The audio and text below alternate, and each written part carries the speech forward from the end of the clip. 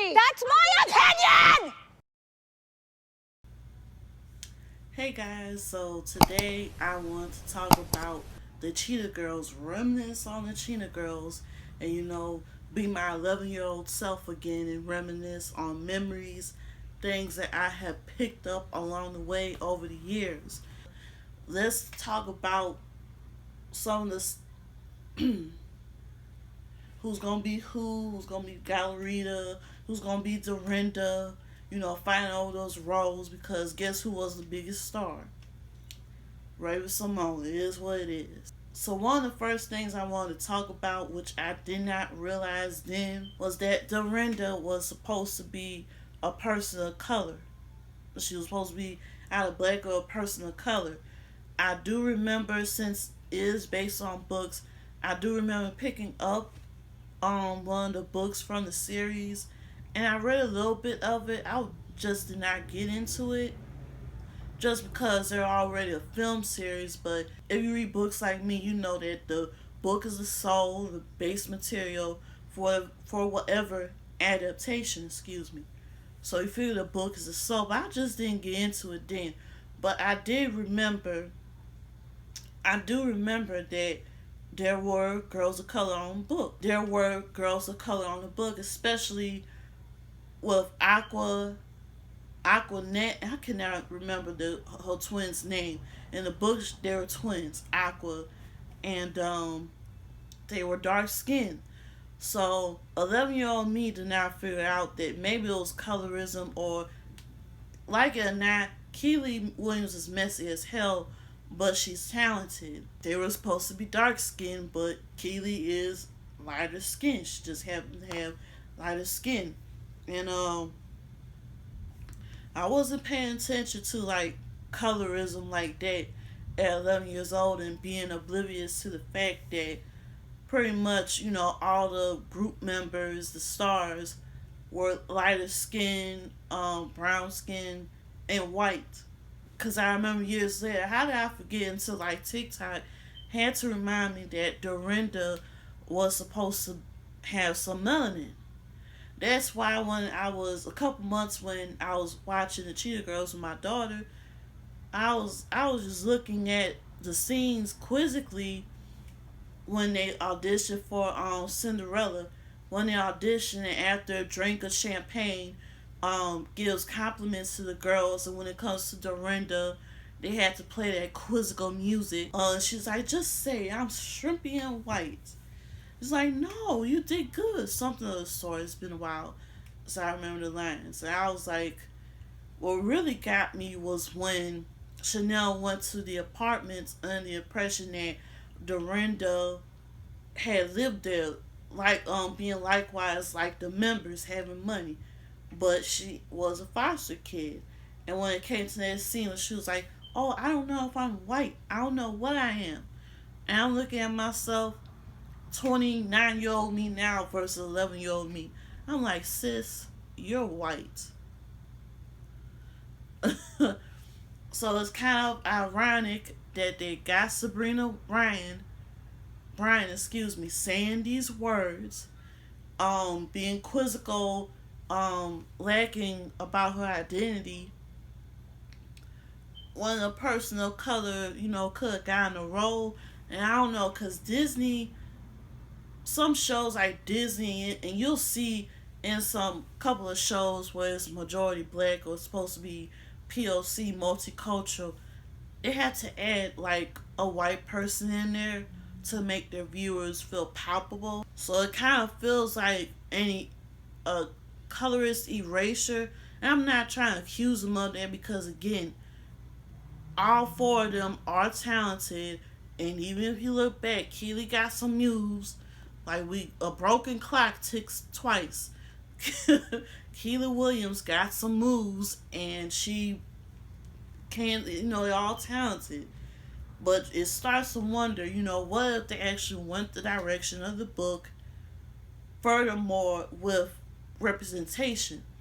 Like, Sabrina Bryan is it for me. Like, she played an iconic role. Like, she's there. I'm appreciative of her being part of that quartet, being part of my childhood. But at the same time, and sometimes you wonder what the direction would have went. And speaking of deriving from the book, so three movies from what the course of 2003 to 2008. She has less. She has the lack. What am I trying to say? She has less character development out of all four girls in the film adaptation. I never read the books. I could care to look up her character development, but we do not see Aqua's family. We only hear about her family and her dad.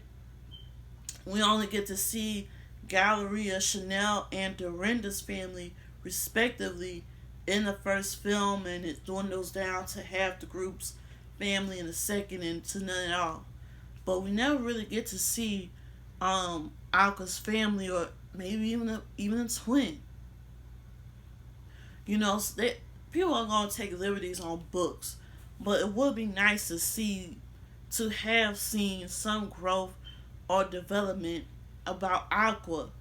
All we hear about is just Texas and cheesy stereotype of Aqua having like hot sauce in her bag. And I know good and damn well every person in Texas is not carrying no damn hot sauce in the bag. It's not that. It's not that tasty, is it? And another thing I would like to see from Dorinda, I feel like Dorinda had like one of the best developments. Just because she's unaware of where she's coming from, but then again, she has a talent, and that talent is going to take her places beyond what she has been born into. Like, just because your beginnings are not, as pretty as perfect, you may not have your actual family, doesn't mean you can't aspire to be what you want to be. I would have liked it, and I don't know, maybe it's just me, if she would have tried to find like her family, try to, look into her family history, get more of a realization of who she is. I don't know. Maybe it'd be for a reboot. I don't know. Another thing, the biggest thing that I want to talk about is the integrity in the music industry. It is very important. I'm not a singer, but listening to so many artists and hearing over the years about what they go through, what pitfalls they had to go through, or changes that they went through to become the stars that they are. Integrity is important. Honesty, the fight to be yourself in the music industry, in the entertainment industry as a whole, is a must. And from the true Hollywood stories and everything, it just seems to be a tough battle. And there's a battle that the girls go through, especially in the first film.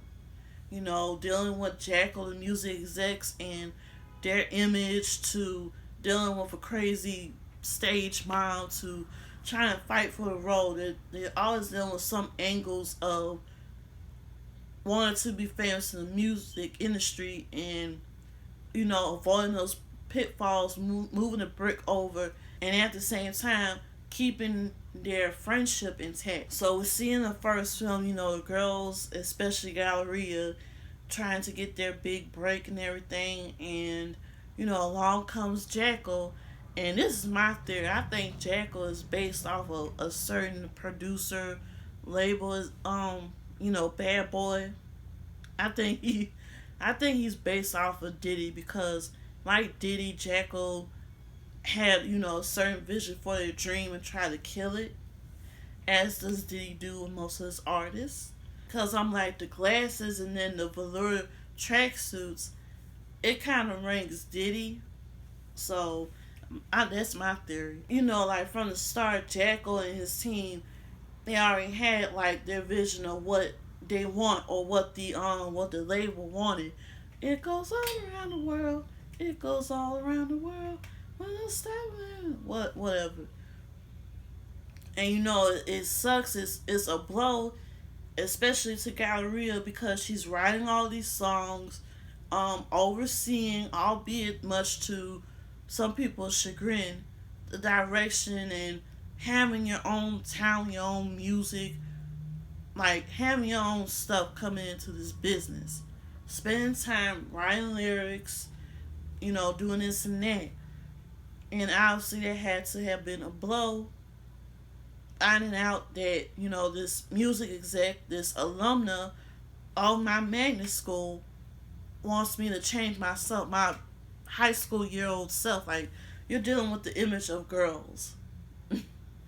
Like, how many stories have we heard of young adults, young people in Hollywood having to compromise themselves to the point, like, seriously compromising themselves just to get a bite of fame, just to get those 15 seconds. And you also knew that Jackal was not, his mind was elsewhere. His mind was not on them when they were singing, throw your hands up if you know that you're a star. You better stand up if you know if you're a star. Never give up, never stay down. Girl power, girl power. And na na na na na na. Okay. Yeah. You knew his mind was already set on all around the world. Basically, the mask was just pretty much a symbol of covering up, the integrity to be, another industry, another product that the industry wants to churn out. But going back, you already knew that Jackal's mind was not on no dance, their performance, their rebuttal performance, because he already had what he wanted. He wasn't paying attention to their dances. His mind was made up. And that's the biggest lesson. Are you gonna go this route and give up your soul, pretty much give up who you are, especially as a young girl?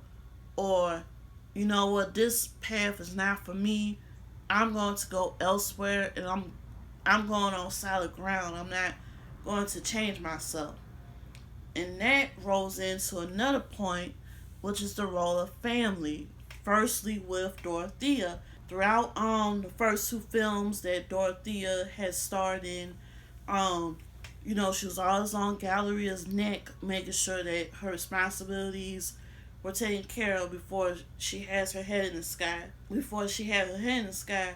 And also making sure that she doesn't fall prey to the wolves, aka the music industry.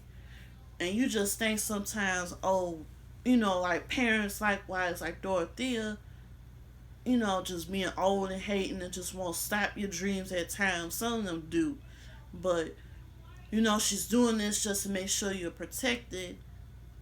And you could tell a child so many times, I can imagine how I'm going to be with my daughter, drilling into her head about what to look out for, because parents, you're not always going to be there for your kids. So you hope that whatever you tell them really takes heed. And this, all throughout, Galleria is obviously annoyed, and,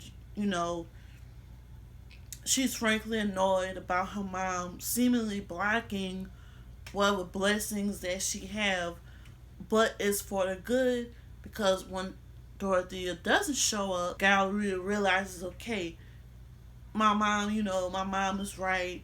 My mom, wasn't just blocking me for no reason. She was right. So, but that came at a time where Galleria's head was too big. She was feeling herself too much just because she and, her group members got this chance to debut, to demo for Jackal. Because at that point, Galleria was annoying AF, telling people what to do, what to wear, just being obnoxious and annoying and rubbing people along the wrong way, especially Dorinda and Dorinda.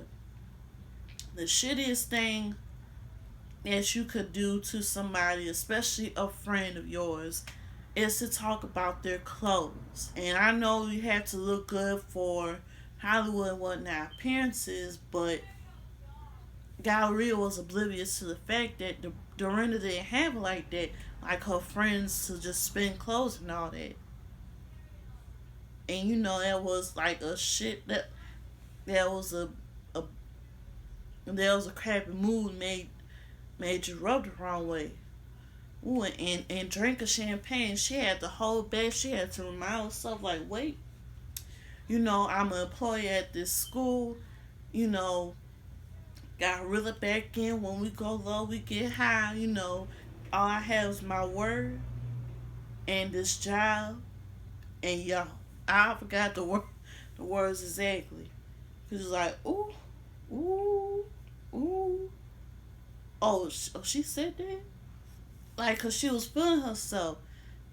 And also, you're worrying about the music integrity in their business. You kind of feeling yourself, Gallery. You was feeling yourself like you was the star and making yourself seem more than the group. Like, it's not about you. And that's another lesson about in the film is that it's not about you. It's other people in the group. This is not this is not a matter of ain't nobody finna come to see you all this. No. You trying to make it as a group, you have to consider other people's opinions and vote together as a group, as one. Nobody's a bigger portion, and Galleria realized that at the end of the film. And now another thing going into family, realizing it now than when I was at 11 was the different ways of how families are built. You got Galleria, interracial, yet at the same time nuclear family. Chanel's mom, their parents are divorced. We see Aquanet and her twin and her dad. And we also had Dorinda and her large foster family. So to that, we do see diversity in, different family units. Like when we see Dorothy and Galleria, going back and forth and being annoyed and, at the end, realizing, consoling, you kind of don't see that with Joanna and Chanel.